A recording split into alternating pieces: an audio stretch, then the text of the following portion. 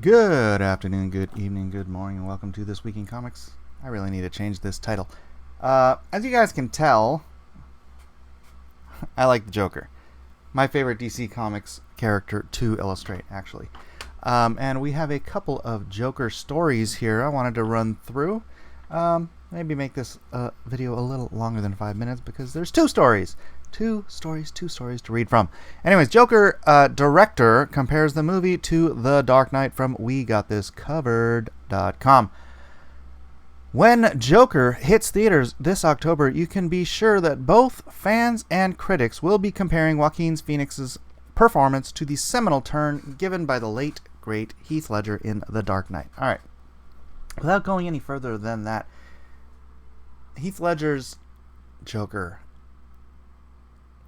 how that didn't win an Oscar, even posthumously. It was such an affront to justice, and it just made the Oscars political, beef, bias, whatever it is, against comic book movies just so patently obvious and painful. I don't know. That frustrated me to no end. And then to throw the nomination to Black Panther purely out of political wokeness. I'm still mad about it to this day. I try not to be mad on my channel. I know you guys probably know. Oh my gosh, that made me so mad back then. And then I hate the Oscars. The Oscars are a waste of time, space, dimensionality. They're such a waste. I would never want to be nominated for an Oscar. That's the whole reason I don't go into acting, because, anyways, but no,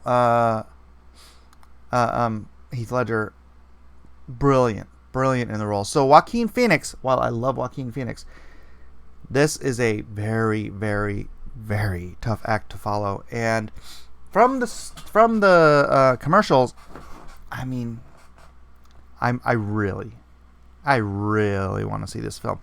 I don't know if it's going to be a great comic book film, but knowing Joaquin Phoenix's acting ability, just looking at how it's shot, gosh,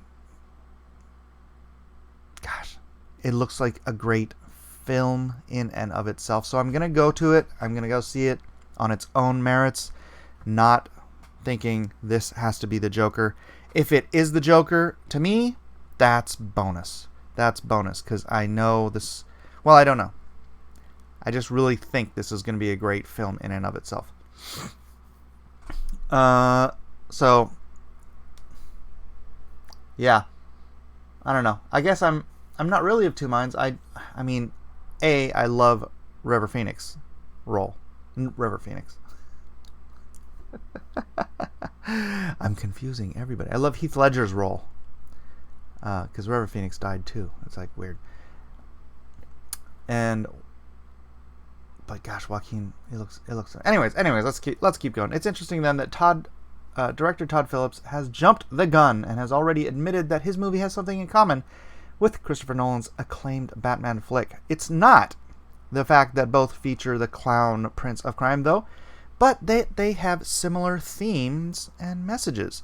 As per Games Radar. Seriously. How about you just turn that ringer off? Sorry, I'm just going to keep going. As per Games Radar. Where was I? Phillips explains that he wanted to make a movie that is not meant to be political, but it is meant to be provocative. In this way, he thinks Joker can be compared to The Dark Knight and its discussion on terrorism. Let's read the quote, though.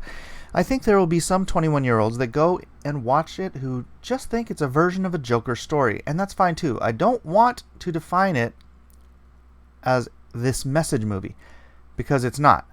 But it definitely is, the same way that Dark Knight was not a message movie, but it definitely was a post-9/11 terrorist sort of oh crap thing.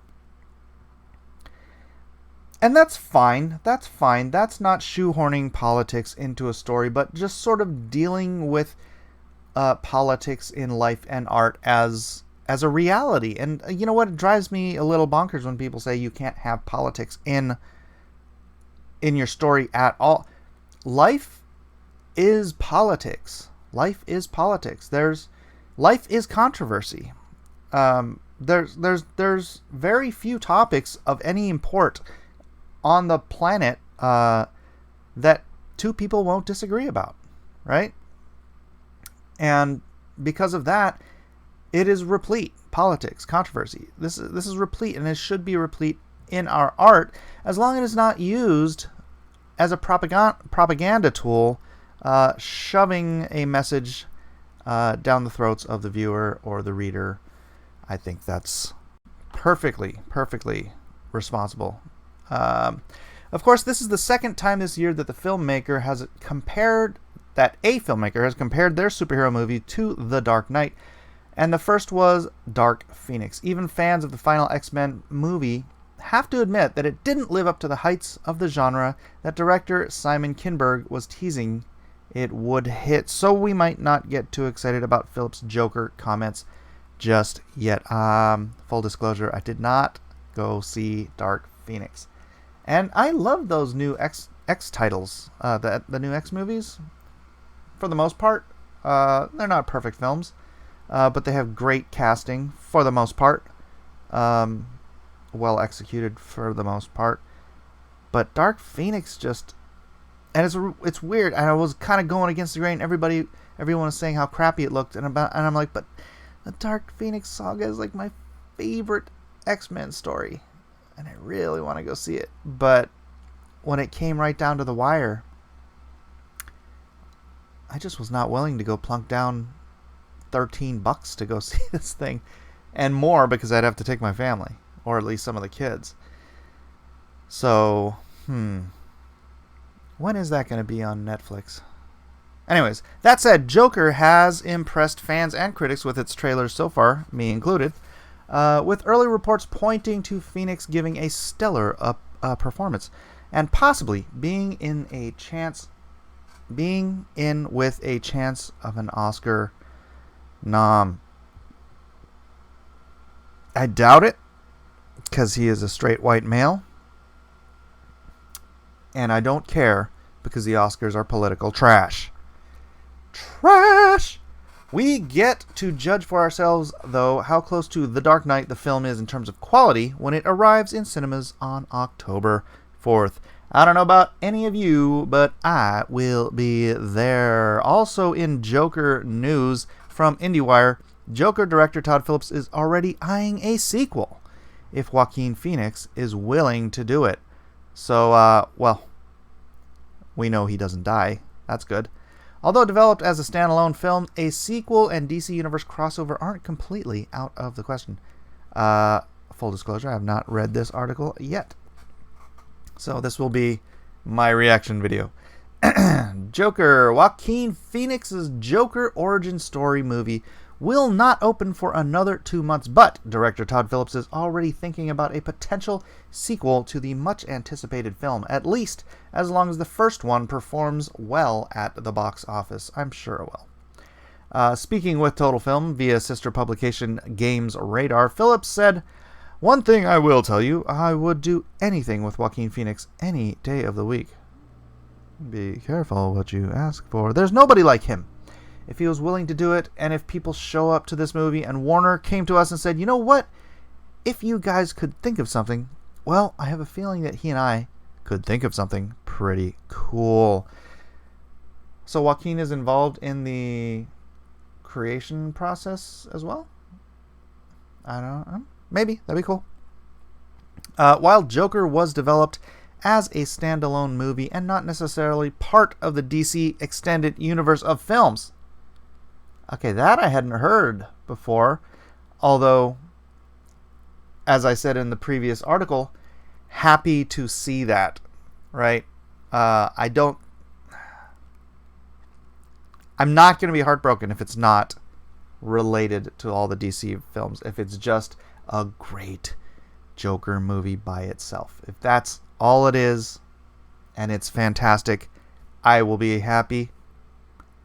because frankly, the rest of the DCU is a freaking dumpster fire, and I don't. Well, maybe not all of it, but I don't necessarily feel like they need to do this interwoven thing if one of their films is just pure excellence and the rest of them, I mean, granted, Wonder Woman is great, Aquaman was great, but they're tied into this dumpster fire of the Justice League, Batman, Superman mythos. And if they could just have Joker over here, put a little hand out and say, you guys have your space, I got my space, we're going to keep our spaces separate, that'd be great with me.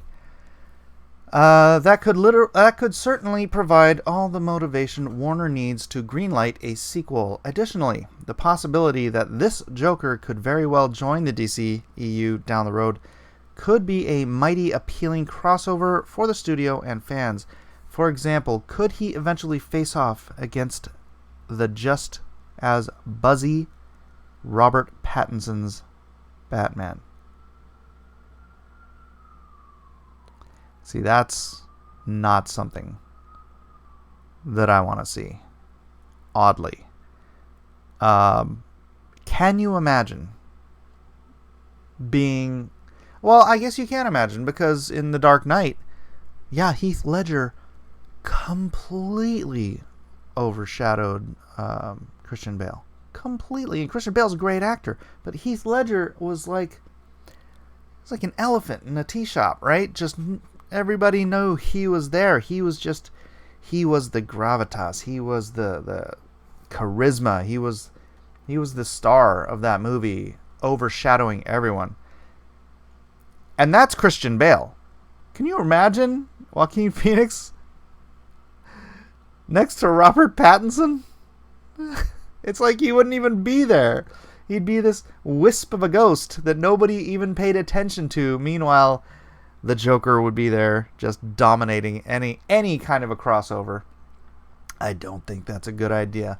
Anyways, that is the end of that story. Once again, ladies and gents, yeah, Joker, I know he doesn't look like the Joker. He's got some very interesting makeup. My wife is pointing out he looks like narkish. But yeah, this guy, man, he adorns my door every day. You guys have seen him. I can't wait to see this. It'll be great. Anyhow, thank you guys. I'll be back later on today, and we'll have a good time. So I really need to come up with an outro. Maybe I could just say bye.